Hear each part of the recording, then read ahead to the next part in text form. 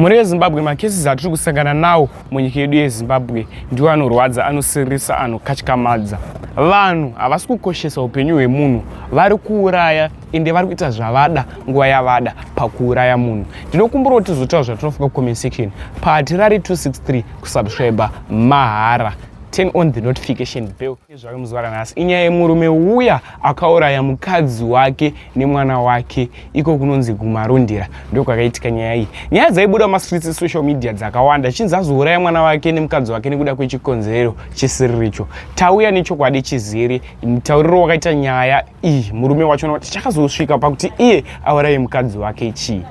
Panyaya yakamira so, murume uyu akatizirwa muna 2018. Zvisina yatizirwa muna 2018 mukadzi aiendawo kuchikoro, murume angariwo mwana wekuchikoro. Asi paakatizirwa, murume uyu akasarudzwa kuti iwewe chisanopedzisa hako chienda kuuniversity, sezvo mukadzi anga akapasa paform 6. Kana ndichienda kuuniversity ndichange ndichikutsvagira mari yeschool fees yekuti ndinenge ndichibhadhara, ndichisara futi ndichichengeta mwana, ini ndichiita zvekungwavha ndichichengeta mwana. Sezvo murume uyu aingoitawo zvema part time, zvema piece job, ndozvaita murume uyu.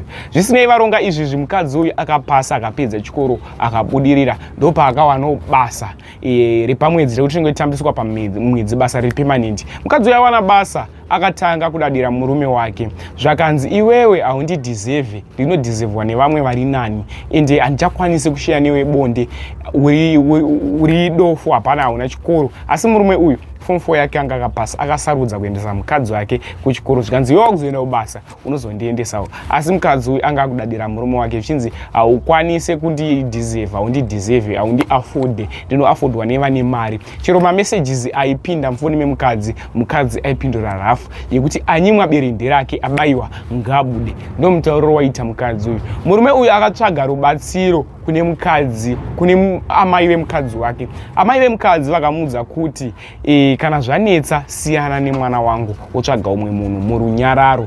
Ndo zvakarwadza murume uyu paakazosvika pakuuraya mukadzi wake nemwana wake. Ndokumbura kuti zvinofunga mucomment section kuti igood device yakaitwa nemurume uyu yekuzouraya munhu. Chero hako wakarwadziwa nemari yawakawesa uchiendesa munhu kuchikoro, asi kuzouraya munhu zvinhu zvawaifanira kungofunga kuti ndakauraya munhu, ndichauraya mwana wangu nemukadzi wake, and then iye ozopinda futi mujeri semaakapinda. Angatonyora tsamba yanga anyora murume uyu, angatozvimwirawo futi mushonga musi wakauraya mukadzi uyu nemwana wake, angatomwa mushonga. Apo izvi zvakazobatwa kuti munhu uyu amwa mushonga akutobata mudumbu, akaendeswa kuhospital. Murume uyu akarapwa, kutaura kunoku ari mumaoko emapurisa. Ndokumbura kuti zvinofunga mucomment section. Chingoti rest in peace kune avo vakaurayiwa.